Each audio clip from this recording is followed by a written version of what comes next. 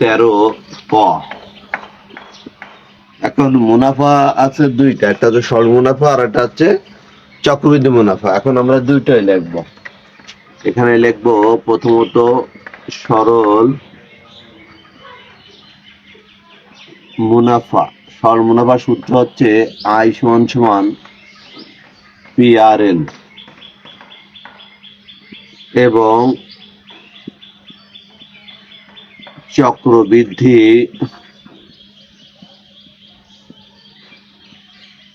মুনাফা সি সমান সমান পি ইন্টু 1+r⁻n-p। এটা হচ্ছে আমাদের চক্রবৃদ্ধি মুনাফা নির্ণয়ের সূত্র। তাহলে কিন্তু সূত্র কিন্তু দুইটা লিখলাম, একটা সরল মুনাফা আর একটা হচ্ছে চক্রবৃদ্ধি মুনাফা। এই বলে যে মুনাফা নির্ণয়ের সূত্রটি লেখো, সূত্র লেখো। এখন এখানে দুটো মুনাফার সূত্র আছে, একটা সরল মুনাফা আর চক্রবৃদ্ধি মুনাফা, তাই দুটোই লিখে দিলাম। সরল মুনাফার সূত্র হচ্ছে আই সমান সমান PRN আর এবং চক্রবৃদ্ধি মুনাফা হচ্ছে সি সমান পি ইন্টু 1+r⁻n-p।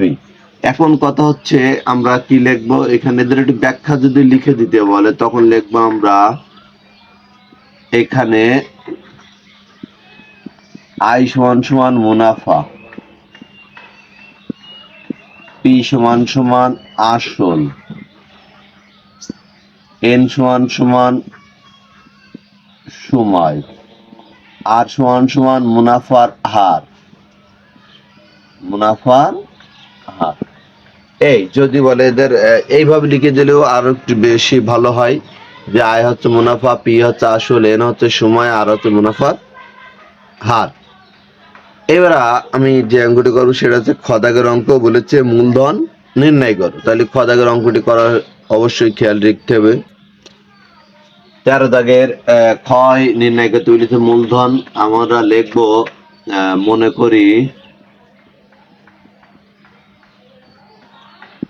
করি আমরা মূলধন কতটাই লিখবো, আমরা এখানে আসল না লিখে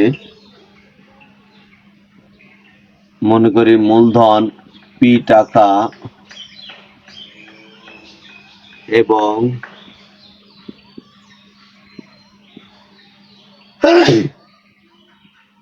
মুনাফার হার আর। অতএব এক বছরান্তে চক্রবৃদ্ধি মূলধন সমান সমান পি ইন্টু 1+r। এখানে আর এক বা এন কিছুই দেবো না, কারণ এখানে এক বছর অন্তে বলেছে। 2 বছর অন্তে চক্রবৃদ্ধি মূলধন পি ইন্টু 1+r পাওয়ার 2, P into 1+r into 1+r। এটাকে দুটো করে নিলাম, স্কোয়ার আছে 1+r এর, পি তো একটাই কিন্তু 1+r এটার স্কোয়ার আছে বলে এটাকে আমরা দুইটা করে নিলাম। এবার আমাদের কাজ হবে, আমরা লিখব প্রশ্ন মতে লিখবো আমরা পি ইন্টু 1+r সমান সমান, বলেছে এক বছর অন্তে চক্রবৃদ্ধি মূল বলেছে 19,500 টাকা। তাহলে 19,500 টাকা দিয়ে দিলাম। 2 বছর অন্তে কি বলেছে, 2 বছর অন্তে আমাদের যেটা বেরিয়েছে আমাদের পি ইন্টু 1+r 1+r 2 বছর অন্তে বেরিয়েছে আমাদের বলছে 20,280 টাকা। এটা হচ্ছে 2 নম্বর সমীকরণ, এটা হচ্ছে 1 নম্বর সমীকরণ। এবার আমাদের যে কাজটা হবে সেটা হচ্ছে যে 2 নম্বরকে 1 নম্বর দ্বারা ভাগ করি, 2 নম্বরকে 1 নম্বর দ্বারা ভাগ করি। প্রিয় শিক্ষার্থীরা অবশ্যই আমার এই চ্যানেলটি অবশ্যই সাবস্ক্রাইব করে লাইক দিয়ে পাশে থাকবে, এই প্রত্যাশা রাখি। যাই আমরা 2 নম্বরকে 1 নম্বর দ্বারা ভাগ করি, তাহলে আমাদের এখানে লিখব 2 নম্বরকে 1 নম্বর দ্বারা ভাগ করি। এখন 2 নম্বর আমাদেরকে P into 1+r into 1+r, 1 নম্বর হচ্ছে পি ইন্টু 1+r। 2 নম্বরের আমাদের যে ও টাকার পরিমাণ রয়েছে 20,280 ভাগ আর 1 নম্বরে রয়েছে 19,500। এই কেটে দিলাম, তাহলে কি থাকছে? 1 প্লাস আর সমান সমান, আমরা নিচের অংশটা মুছে দেবো। এখন কথা হচ্ছে, এখন আমাদের এখানে এটা ক্যালকুলেটেড করতে হবে যে 20,280 ভাগ 19,500, 1.04 আসছে আমাদের 1.04, 1.04। আমরা এবার কি লিখবো? অতএব 1 প্লাস আর এর মান 1 নম্বরে বসিয়ে পাই। আমাদের 1 নম্বরটা কি ছিল? আমাদের 1 নম্বর যেটা ছিল সেটা হচ্ছে পি ইন্টু 1 প্লাস আর সমান সমান 19,500 টাকা, বা আমরা এখানে পি গুণ 1 প্লাস আর এর মান আমরা দেখি আমাদের 1.04 বেরিয়েছে, ওপাশে 19,500 থাকছে, বা আমরা পিটা রেখে দেবো, দিয়ে 19,500 ভাগ 1.04, এটা কিন্তু গুণে আছে, এটা কিন্তু নিচেই যাবে। এইবার যদি আমরা ভাগ দিই, অতএব পি সমান সমান আমাদের লাইনটা এখন এখানে নেওয়া যাচ্ছে। অতএব পি সমান সমান, আমরা যদি 19,500-কে 1.04 দিয়ে ভাগ দিই, 19,500 ভাগ 1.04 আমাদের দাঁড়াচ্ছে 18,775 টাকা। 18,750 টাকা। এটা আমাদের মূলধন নির্ণয় করে, তাহলে কিন্তু এটাই আমাদের মূলধন কিন্তু নির্ণয় করা হয়ে গেল। এইবার আসছে আমাদের গ দাগের যে অঙ্কটি করতে হবে। গ দাগের অঙ্কটি সমাধান করতে হবে। গ দাগটা চেয়েছে একই হারে উক্ত মূলধনের জন্য 3 বছর পর সরমুনাফা চক্রবৃদ্ধি মুনাফা পার্থক্য নির্ণয় কর। এখন কথা হচ্ছে আমাদের এই যে আর এর মানটা আমাদের নির্ণয় করে নিয়ে আসতে হবে। আমাদের আর এর মান নির্ণয় করে নিয়ে আসতে হবে, তখনই তো আমাদের আসলে সরমুনাফা চক্রবৃদ্ধি মুনাফার পার্থক্যটা নির্ণয় করা সম্ভব হবে। এবার আমি যে অঙ্কটি করব সেটা হচ্ছে গ দাগের অঙ্ক।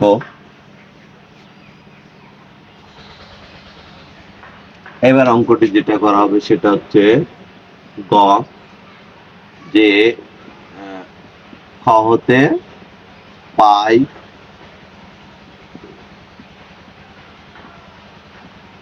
মূলধন পি সমান সমান 18,750 টাকা। এটা দাম মূলধন। এ মুনাফার হার, মুনাফার হার 1 প্লাস আর, না এখানে আমাদের লিখতে হবে একটু ভিন্ন, অন্যভাবে লিখে একটু, এবং 1 প্লাস আর সমান সমান 1.04, বা আর সমান সমান 1.04 মাইনাস 1। অতএব আর সমান সমান 0.04। এইটা আমাদের কিন্তু আর এর মান, আর এর মান কিন্তু নির্ণয় করে নিতে হবে, নাহলে কিন্তু এই গদা কিন্তু নির্ণয় করা সম্ভব না। অতএব সরল মুনাফা, অতএব সরল মুনাফা। ও এখানে আরেকটা বিষয় লিখতে হবে, সময় এন সমান সমান 3 বছর বলেছে, সময় এন সমান সমান 3 বছর। অতএব সরল মুনাফা, অতএব সরল মুনাফা আই সমান সমান P R N, P R N. তাহলে এখানে আমরা পির মানটা বসিয়ে দেবো 18,750 টাকা গুণ আর এর মান 0.04 গুণ এন এর মান হচ্ছে 3। এখন আমরা এগুলো গুণ করে দেবো, যেটা আসবে সেটা হচ্ছে আমাদের সরল মুনাফা।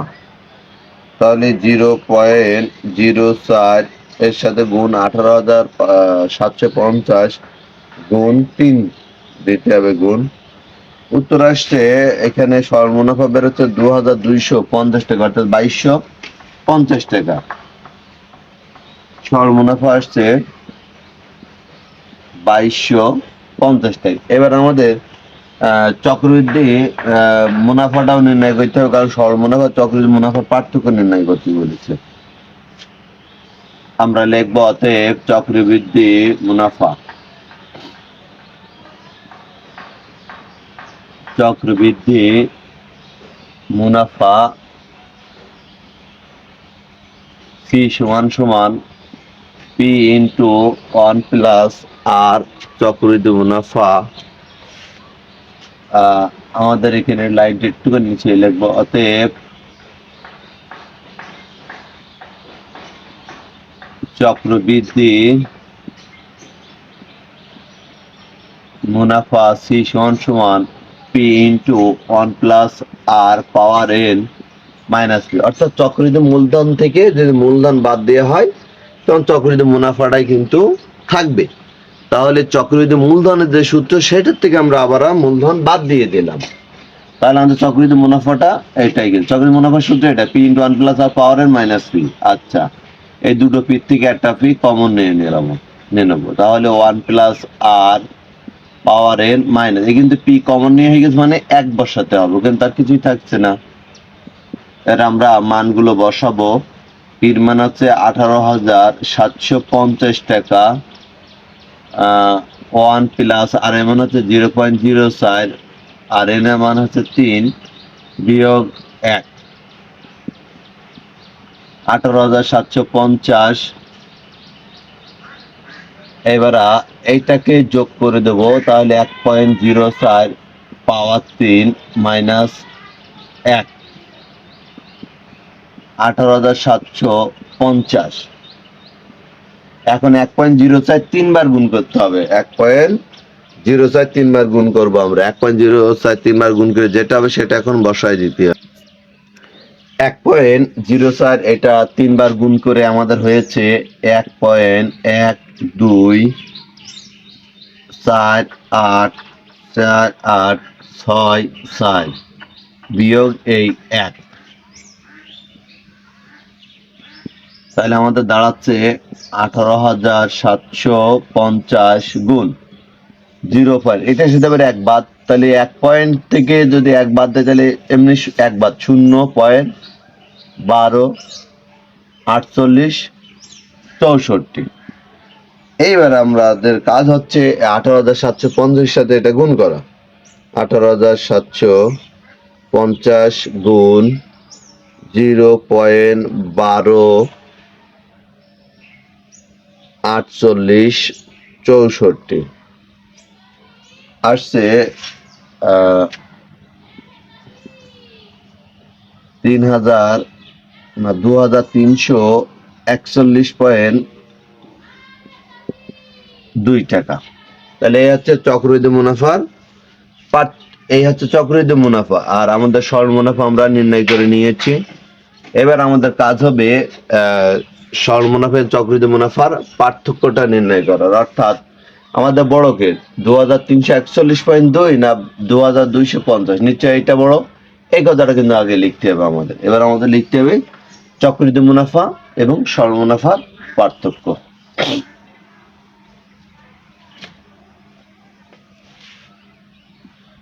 অতএব চক্রবৃদ্ধি মুনাফা এবং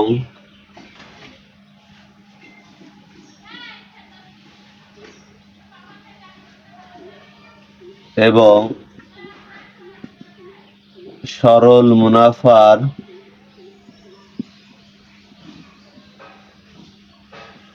পার্থক্য, তাহলে আমাদের 2,341.2 বিয়োগ 2,250 টাকা, এটা সরল মুনাফা, এটা চক্রবৃদ্ধি মুনাফা, বিয়োগ করে কত থাকছে দেখে, মাইনাস 2,250 বিয়োগ 91, 91.2 টাকা থাকছে। এটা হচ্ছে আমাদের যে গ নাম্বার অঙ্কের উত্তর। গ নাম্বার অঙ্কের উত্তর হচ্ছে 91.2 টাকা। তাহলে এই আমাদের সমাধান হয়ে গেল 13 দাগের সৃজনশীল। এবার আমি যে অঙ্কটি সমাধান করবো সেটা হচ্ছে 14 দাগের সৃজনশীল অঙ্কটি।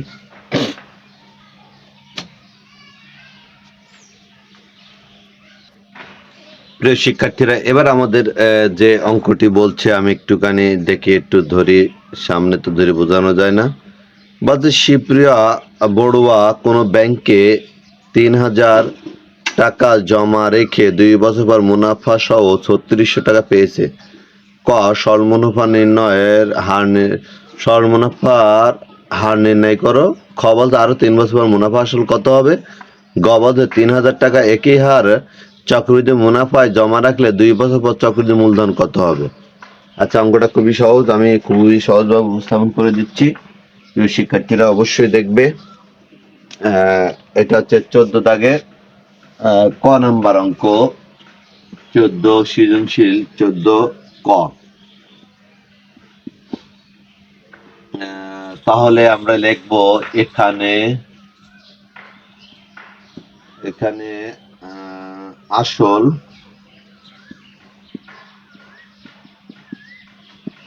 পিছন যেটা ব্যাংকে জমা রাখছে সেটা হচ্ছে আসল, তাই 3,000 টাকা।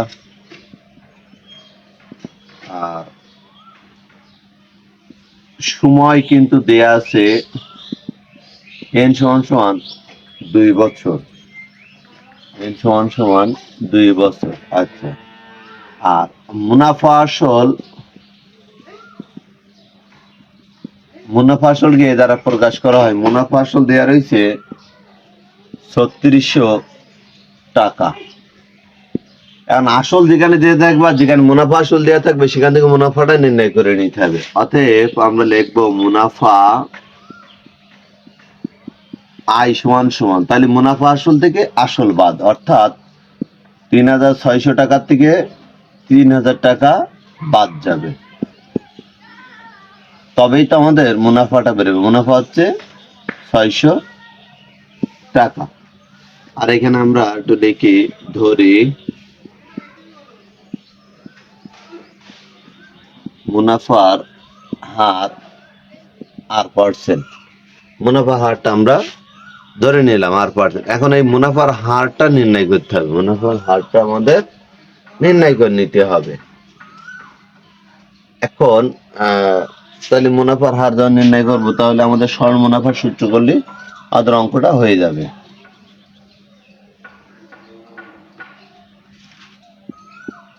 অতএব সরল মুনাফা আই সমান PRN।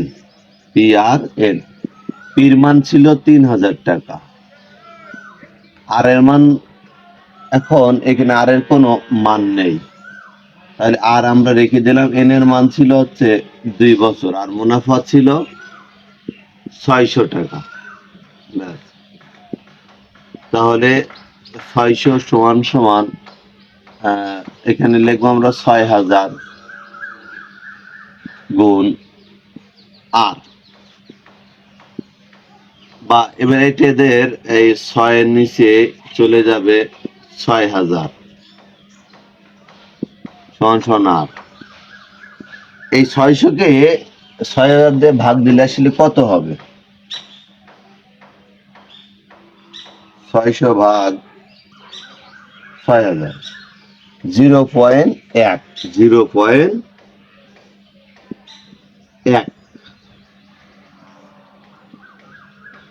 বা আর সমান 0.1।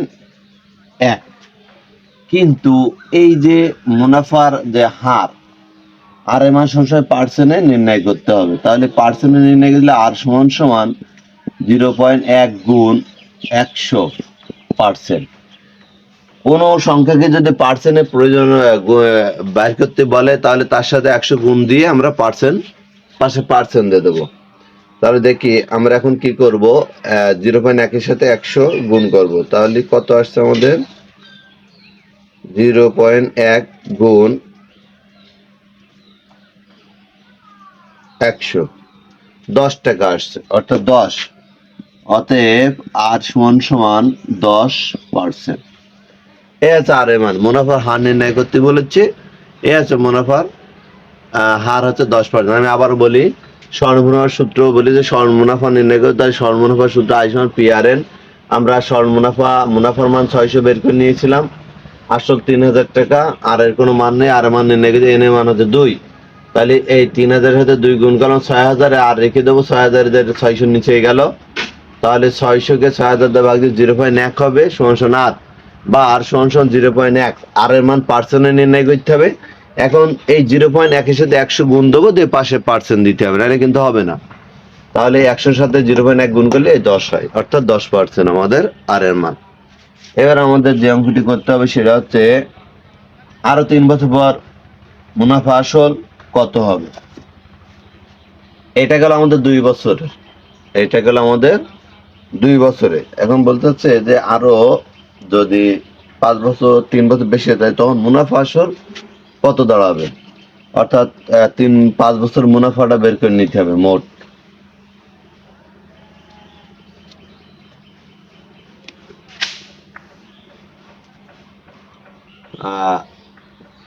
খ, আসল P সমান সমান 3000 টাকা, সময় n সমান, যেহেতু সময় আমার 2 বছর দেওয়া রয়েছে, আরো বছর 3 বছর, তাহলে 2 যোগ 3 বা 5 বছর। আর মুনাফার হার আর সমান সমান 10%, বা 10/100, এটাকে আমরা রেখে দিই। এবার বলতে হচ্ছে মুনাফাটা নির্ণয় করো 5 বছর, অর্থাৎ 5 বছরে মুনাফা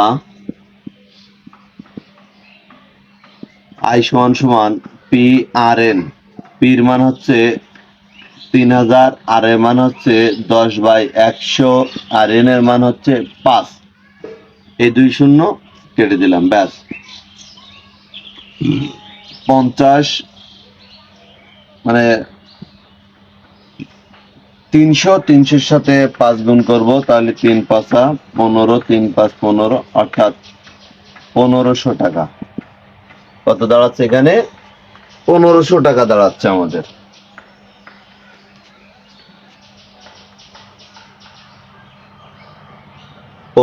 টাকা।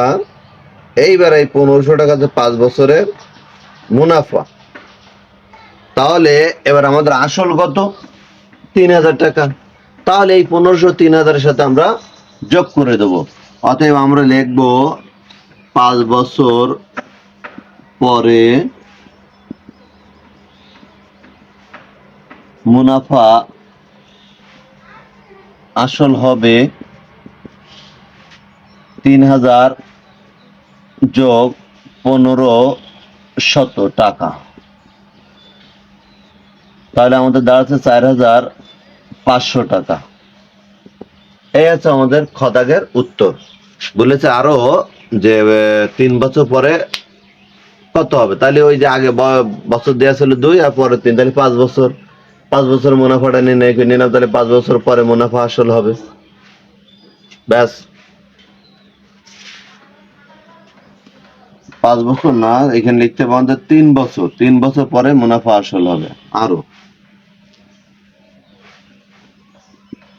এই লিখে দেবো, আরো 3 বছর পরে মুনাফা আসল হবে।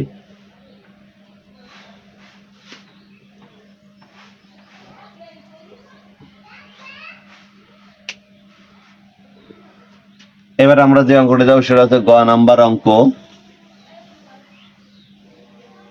গ নাম্বার অঙ্ক কি বলছে যে 3000 টাকা একই হারে চক্রবৃদ্ধি মুনাফা জমা রাখলে 2 বছর পর চক্রবৃদ্ধি মূলধন কত হবে। খুবই সহজ। গ নাম্বার, আমরা লিখবো আসল পি সমান সমান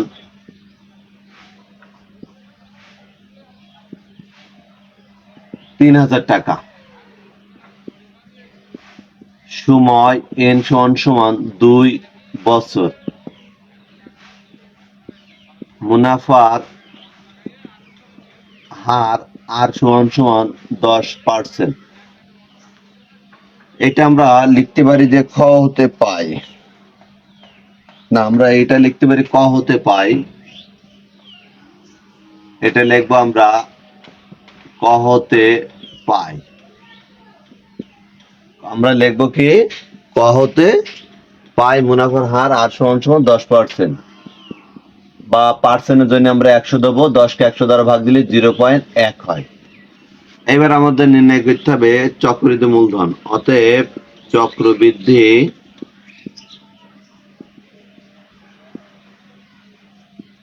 মূলধন, চক্রবৃদ্ধি মূলধনের সূত্র C সমান P ইন্টু 1 প্লাস R পাওয়ার N।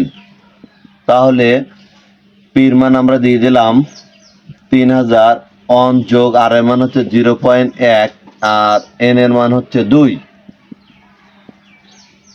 3000 এখানে যোগ করতে হবে 1.1 পাওয়ার 2, কারণ 1.1 হচ্ছে 2 বার গুণ হবে, 1.1 2 বার গুণ করতে হবে, যদি পাওয়ার 2 1.1 গুণ 1.1 আমাদের আসছে 1.21। 1.21 3000 গুণ 1.21। এখন এই যে 3000-এর সাথে যদি আমি 1.21 গুণ করি তাহলে কত আসছে উত্তর দেখি, 3630 টাকা। 3630 টাকা। তাহলে চক্রবৃদ্ধি মূলধন হচ্ছে আমাদের এই আমাদের আজকের অঙ্ক কিন্তু এই পর্যন্তই শেষ হয়ে গেল। এই 2.2 এর আর যে